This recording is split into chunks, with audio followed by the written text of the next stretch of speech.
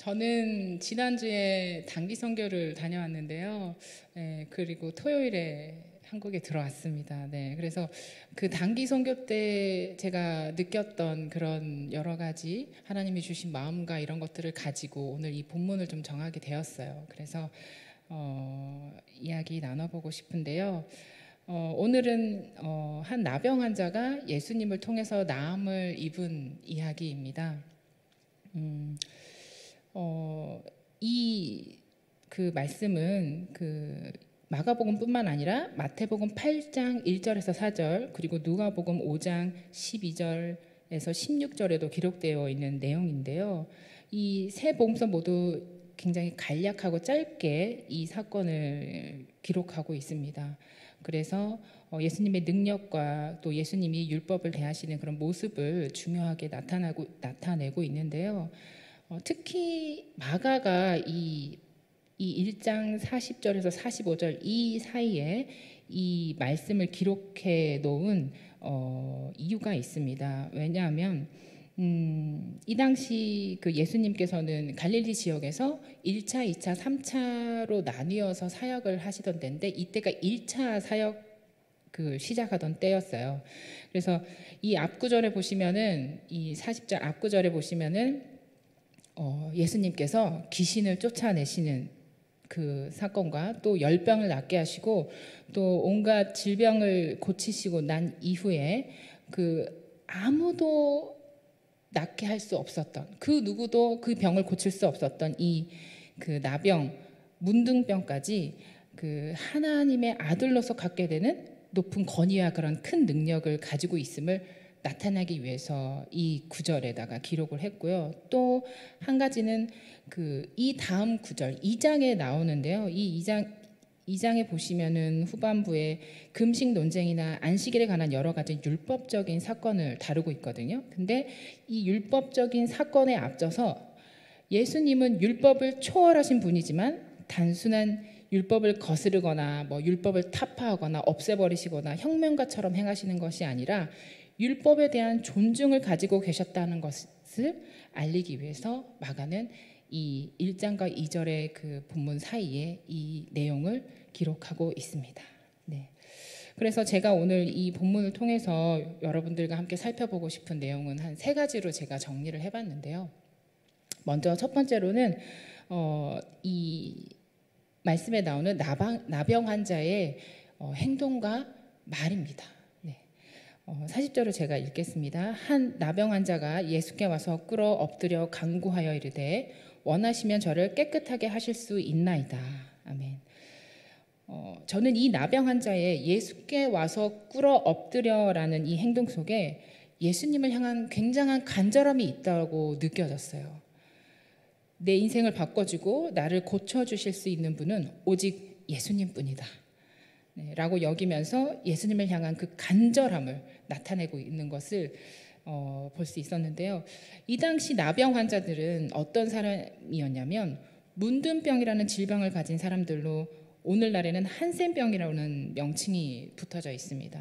이 병은 피부가 괴사하고 썩어버리게 되는 병으로 치료가 불가능하고 또 이 환자와 함께 생활하게 되면 타액이나 호흡기를 통하여서 감염성이 있는 좀 무서운 질병이었어요. 그렇기 때문에 그 당시 유대인들은 이 문둥병을 굉장히 혐오했다고 합니다. 그래서 이런 불치성과 추악성 때문에 일반인들과 함께 생활하지 못하고 이 나병 환자들은 성안이나 마을에도 절대 들어갈 수 없이 그 나병 환자들끼리 모여서 사는 그런 그 마을이나 촌락에서만 생활할 수 있었다고 합니다. 그런데 만약에 이 나병 환자들이 촌락을 벗어나게 되면 그것을 벗어나서 일반인들한테 먼저 다가가거나 성 안이나 마을로 들어가게 되면은 그 당시 율법 조항을 어기는 일이 되었다고 합니다. 그래서 사람들한테 들키거나 사람들을 마주하게 되면 돌로 맞아 죽어도 상관이 없는 일이 되었다고 합니다. 그런데 오늘 40절에 보면은 나병 환자가 예수님을 직접 찾아갔다라고 되어 있습니다. 직접 찾아갔다. 율법에 대한 규정을 어기고 무작정 예수님을 찾기 위해 죽음을 무릅쓰고 사람들을 피해 어렵게 예수님을 찾아간 것이었습니다. 한번 제 자신을 대입해 보았어요. 제가 만약에 이런 상황이었다면 정말 사람들한테 돌로 맞아 죽을 수도 있는 그런 위험한 상황에서 내가 정말 예수님을 찾아갈 수 있었을까? 그런 간절함을 가지고 있었을까? 네, 저는 예수님을 찾기 위한 그런 간절함보다 어쩌면 사람들한테 맞아 죽을까, 사람들한테 들킬까, 그런 두려움 때문에 감히 용기 내지 못했을 것 같습니다. 그러나 이 나병 환자는 그 죽음을 무릅쓰고 예수님을 찾아 나섰는데요. 아마도 그 당시 갈릴리 지역을 두루 돌아다니시면서 질병을 치유하셨던 그 예수님의 이야기를 듣고 이렇게 용기를 내었을 것입니다. 그래서 나도 예수님께 가면 고침을 받을 수 있겠구나. 이 썩어져가는 몸을 깨끗하게 치유할 수 있겠구나라는 예수님을 향한 강한 믿음과 기대를 가지고 찾아 나서지 않았을까 생각해 봅니다. 앞서 말씀드렸듯이 저는 지난주에 인도네시아 발리섬이라는 선교를 다녀왔는데요. 여러분들도 아시겠지만 발리섬 하면 뭐가 떠오르세요? 발리하면 제가 사람들이 그러는 거예요. 어디로 선교 가세요? 그러길래 나 발리로 가. 그랬더니 사람들이 발리요? 놀러 가시는 거 아니에요? 막 그러시더라고요. 네. 그래서 저희가 알기에는 이 발리섬이 굉장히 아름다운 해변과 낭만과 이렇게 축제와 이런 열정이 막 넘치는 그런 휴양지로 생각을 다들 되실 텐데요. 제가 경험하고 다녀온 발리는 그렇지 않았습니다. 예, 저는 그전에도 발리를 한 번도 가본 적은 없었는데요. 제가 발리 섬에서 세 지역을 이렇게 돌아볼 수 있었어요. 첫 번째는 수도인 덴파사르와 그다음에 두 번째는 수도에서 한 3시간 떨어진 싱아라자라는 지역과 그다음에 짐바라라는 지역을 이렇게 돌아다닐 수 있었는데요. 그곳 중에서 제가 좀 기억에 남는 한 가지가 있는데 바로 그 싱아라자라는 시골 지역을 갔을 때의 일이에요. 물론 저희가 이렇게 갔던 곳들이 다 저소득층 그 주민들이 계시는 곳이고 또 배움을 제대로 받지 못해서 그 검정고시를 준비하는 그런 학생들을 만나는 곳이고 이제 그런 곳이었는데 이 싱아라자 지역은 뭐였냐면 발리에 있는 그런 해변이 아니라 완전 시골 마을이에요. 네, 그래서 막 숲이 우거져 있고 그런 그 길을 쭉 따라서 깊이 들어가야지만 이 마을이 두문두문 있고 이렇게 사람들이 살고 있는 그런 곳을 저희가 찾아간 곳이었는데요. 발리섬은 98% 이상이 힌두교를 믿고 있습니다. 원래 신기한 게 인도네시아가 원래 이슬람이거든요. 90% 이상이 다 이슬람인데 유독 이 발리섬만 이슬람이 아니라 발리 힌두교라는 종교를 가지고 있어요. 그건 좀 더 이제 역사적으로 깊이 들어가게 되면은 이제 그런 이유가 있다라는 것을 말씀드릴 수 있는데요. 그래서 이 힌두교 종교를 가지고 있어서 뭐 굉장히 다 신을 믿어요. 여기에도 신이 있고 저기에도 신이 있고 나무에도 신이 있고 소에도 신이 있고. 그런데 그곳에서 예수님을 전한다는 건 사실 굉장히 쉽지 않은 일이었습니다. 네. 그런데 이곳에 이제 싱아라자 지역에서 활동하시는 선교사님들이 몇 분 계세요. 현지 분들이신데 이분들이 그 시골 지역으로 다 들어가서 발품을 팔아서 곳곳에 들어가서 그 가정을 찾아서 이 예수님을 전하는 사역을 하고 계셨습니다. 그래서 생각보다 저는 위험하지 않을 거라고 생각을 했어요. 그런데 98% 이상이 힌두교다 보니까 예수님을 믿고 예수님을 전하는 것에 있어서 의외로 위험성이 존재를 하는 거예요. 그래서 선교사님이 저희들한테 이런 밝은색 옷 입지 말고 너무 튀니까 검은색 옷을 입어달라, 어두운 옷을 입어달라, 그리고 막 사진 찍고 막 두리번 거리지 말고, 그래서 기도할 때도 좀 조용히 하고.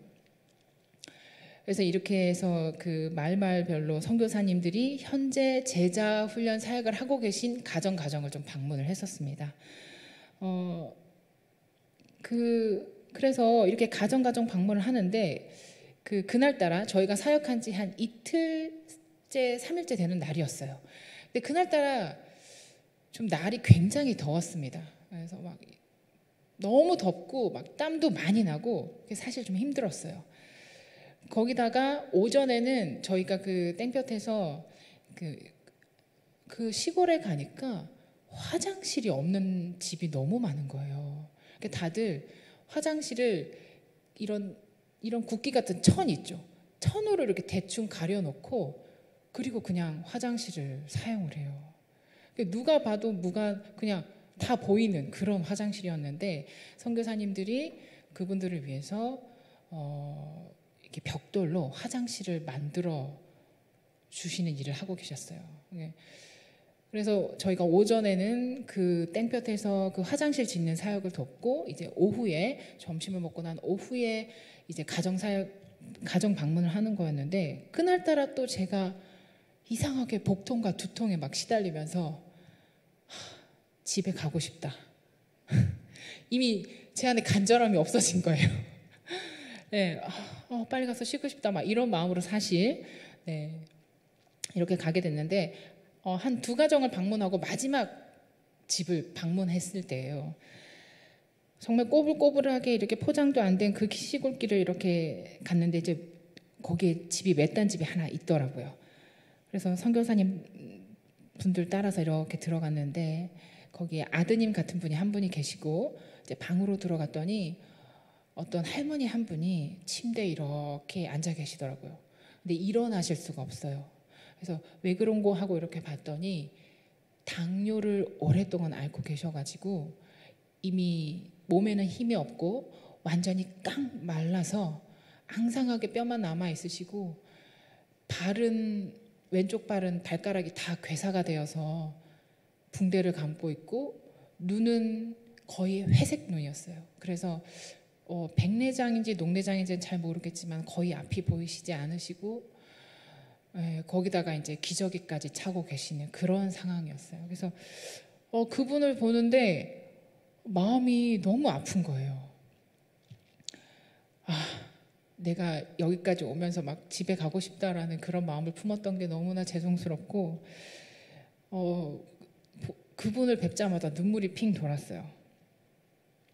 그런데 그분은 저희를 보시자마자 막 눈물을 흘리시는데 웃고 계신 거예요. 너무 반가워서, 너무 기뻐서. 예수님을 같이 말하고 예수님을 같이 찬양할 수 있는 사람이 왔다는 거에 너무 기뻐서 막 눈물을 흘리면서 웃으시는 거예요. 그러시면서 저희가 이렇게 앉아서 이렇게 얘기를 듣는데 물론 인도네시아 말로 이렇게 하셨고 계셔서 제가 100% 다 알지는 못하지만 우리가 와서 너무 좋다 이런 말씀을 하시고 그 자리에서 그냥 그 인도네시아 말로 된 찬양을 5, 6곡을 그냥 그 자리에서 계속 부르시는 거예요. 외워서. 그래서 제가 알아들을 수는 없었지만 이분이 얼마나 예수님에 대한 간절함을 가지고 이렇게 살고 계신가가 느껴졌어요. 그래서 봤는데 거동을 못 하시니까 침대 머리맡에 그 카세트 테이프 있잖아요. 거기에는 이제 아직 저희처럼 그런 게 없어서 MP3나 이런 게 없어서 카세트 테이프에 오디오 성경을 넣어가지고 그걸 매일 틀었다 껐다 틀었다 껐다 반복해서 들으시는 거예요. 그러시면서 말씀 들으시고 또 선교사님들이 일주일에 한 번씩 방문하시며 매일 같이 찬양하시고 그러시면서 그 떨리는 목소리와 떨리는 손을 가지고 계속 그 주님을 찬양한다고 높으신 주님께 영광 올려드린다고 막 이렇게 하시는데 거기에서 정말 제가 이분처럼 간절함을 가지고 예수님을 우리가 마음속에 진짜 살아야 되는데 나는 참 그러지 못했다. 그런 생각이 들면서 참 많이 반성하게 되는 계기가 되었습니다. 그래서 기도로 마무리를 하고 막 그 할머니께서 저희에게도 막 기도를 해주시고 저희도 그 할머니를 위해서 기도를 하고 그리고 이제 마무리하고 이제 집에서 이렇게 돌아오는 차 안에서 다짐을 하게 됐죠. 예수님을 아는 것이 예수님을 전하는 것이 그냥 단순한 게 아니구나. 그냥 단순한 마음으로 할 것이 아니다. 정말 이 나병 환자가 그 간절함을 가지고 죽음을 무릅쓰고 나아갔던 것처럼 나도 때로는 용기를 내서 위험을 무릅쓰고 마음을 다해서 간절함을 가지고 예수님을 전해야겠다라는 생각을 하게 되었습니다. 그래서 이 나병 환자는 그런 간절함을 가지고 예수님 앞에 나아가서 이렇게 이야기합니다. 주님께서 원하시면 저를 깨끗하게 하실 수 있나이다. 이 나병 환자는 원하시면이라는 단어를 사용했는데요. 이 말은 예수께서 하시는 대로 그대로 따르겠다는 그런 겸손한 모습을 나타내고 있습니다. 자신의 소원과 원함을 내세우는 것이 아니라 하나님의 계획과 목적을 우선시하는 그런 말이고, 또 그의 태도는 오늘날 저희에게도 하나님께 어떻게 나아가야 되는지를 시사하고 있습니다. 근데 이런 그의 태도가 되면 좋고 안 되면 어쩔 수 없고 이런 태도가 아니라는 것입니다. 그런 어정쩡한 태도가 아니라 반드시 응답받겠다라는 그런 의지와 확신과 간절함이 담겨져 있지만 주님 앞에 순종함으로 나아갔다는 것을 보여주고 있습니다. 그리고 그 뒤에 나오는 저를 깨끗하게 하실 수 있나이다라는 이 고백은 두 가지 의미를 담고 있습니다. 첫 번째는 나병 환자가 육체적으로 완전히 낫는다라는 것을 의미하고 있고요. 또 한 가지는 그가 영적으로 죄의 사함을 받고 또 정결하여지고 깨끗하여진다는 의미가 담겨져 있습니다. 그래서 이 당시 사회적 편견으로는 사실 육체적 질병에 있던 사람은 영적으로도 죄가 있고 그 죄로 인하여서 사람들에게 핍박과 질타를 받으며 죄인 취급을 받았던 때지 않습니까? 그렇기 때문에 이 저를 깨끗하게 하실 수 있다라는 이 나병 환자의 고백은 저를 육체적으로도 낫게 하시지만 저를 이 죄로부터라도 해방케 하실 수 있습니다라는 고백인 것입니다. 두 번째로 말씀드리고 싶은 것은요, 예수님께서 하신 말씀입니다. 41절에 보시면 예수께서 불쌍히 여기사 손을 내밀어 그에게 대시며 이르시되 내가 원하노니 깨끗함을 받으라 하시니. 아멘. 예수님께서는 그 나병 환자를 불쌍히 여기시고 손을 내밀어 그에게 손을 대시면서 깨끗함을 받으라 말씀하시고 죄를 치유하십니다. 이 41절에는요 동사가 무려 6개나 사용되어졌는데요. 불쌍히 여기다, 손을 내밀다, 손을 대고 말하다, 원한다, 깨끗하라 등의 6개의 동사가 사용되었습니다. 근데 이 6개의 동사가 어느 것 하나 생략될 필요 없이 매우 중요하게 다 사용되어지고 있는데요. 저는 그 중에서도 두 가지만을 좀 살펴봤으면 좋겠습니다. 먼저 불쌍하게 여기사, 예수께서 불쌍하게 여기사. 네, 여기에 쓰인 동사는 불쌍히 여기다라는 동사인데요. 이 원문의 뜻을 찾아서 직역해 보면은 인간의 내장을 가리킨다고 해요. 인간의 내장을 가리키는 단어로 표현되어져 있는데 이 내장을 가리키는 단어를 왜 쓰고 있냐면 예수님께서 이 사람을 보시면서 그 예수님 몸 안에 내장이 찢겨지는 듯한 마음, 찢어지는 듯한 고통을 느끼시고 정말 애타는 마음으로 이 환자를, 나병 환자를 바라보고 계셨다라는 의미를 나타내고 있습니다. 우리의 모든 것을 다 아시는 주님께서 이 문둥병자를 보셨을 때 무엇까지 보셨을까요? 저희는 그냥 너무 안 됐다. 몸이 저렇게 되었네. 얼굴이 저렇게 되었네. 우리는 이런 거를 볼 수 있지만 예수님께서는 그 곁에 있던 제자들이나 또는 그 문둥병자의 가족들이나 또 그의 이웃들이 보지 못했던 그의 내면의 모습을 다 보고 계셨던 것입니다. 예수님 앞에 무릎 꿇는 그 순간 그가 그동안 경험했던 외로움, 거절, 조롱, 미움, 냉대, 절망, 눈물, 고통 등 예수님은 그가 그동안 겪었던 모든 삶의 그 아픔을, 그 내면을 다 들여다보시고 계셨기 때문에 정말 왜 가슴이 미어진다고 하잖아요. 내장이 찢겨지는 아픔과 그 고통을 느끼셨다라는 것입니다. 사랑하는 성도 여러분, 예수님께서는 정말 저희의 모든 상황과 그 누구에게도 말할 수 없는 각자만의 그 고민을 그리고 아픔을 알고 계십니다. 예수님은 이 나병 환자를 고치신 것처럼 우리의 그 시련과 어려움에 대해 절대 외면하시지 않으시는 분입니다. 다만 말씀드리고 싶은 것은 예수님은 기다리고 계십니다.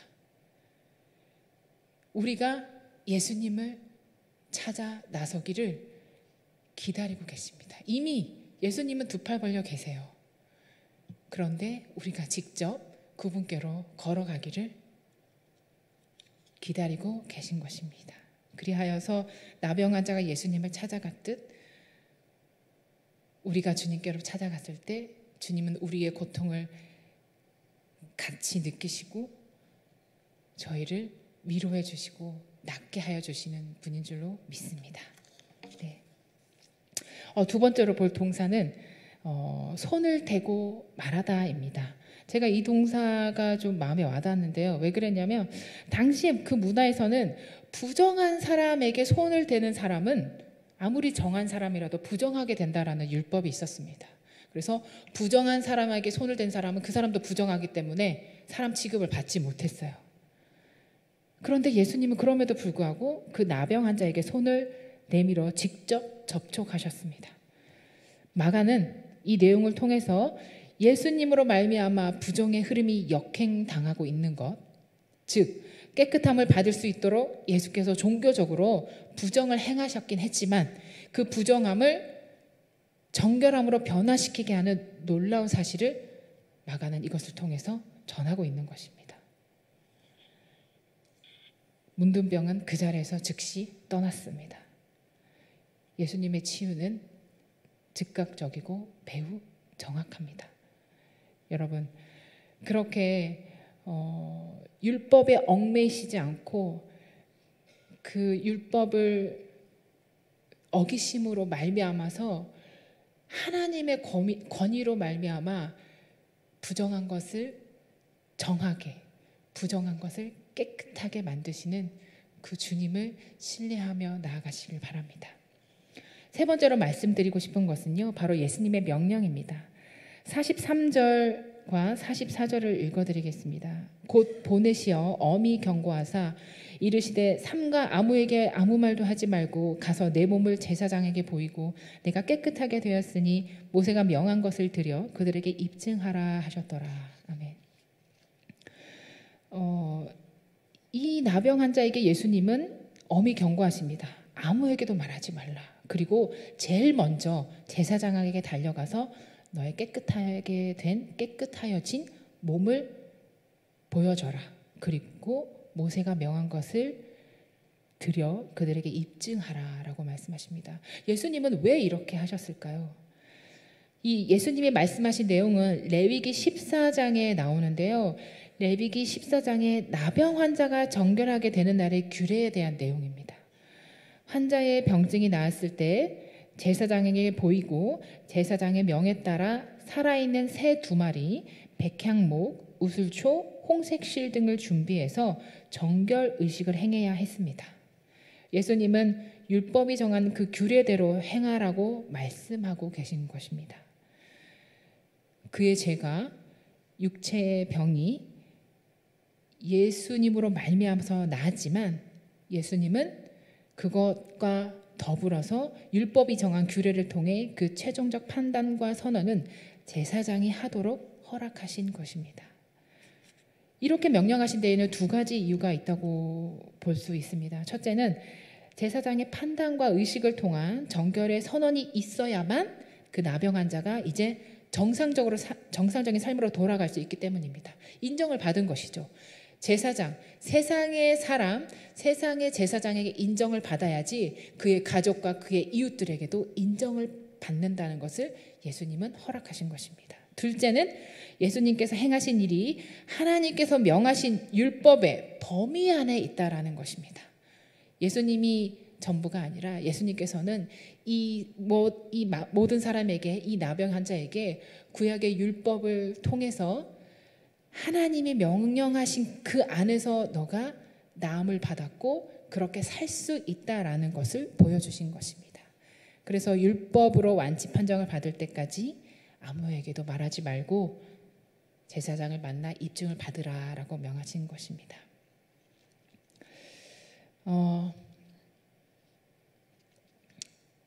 여기에서 그 나병 환자가 이 제사장의 예수님의 뜻을 따라서 순종으로 나아갔으면 참 좋았겠지만 45절을 보면은 그러지 않습니다.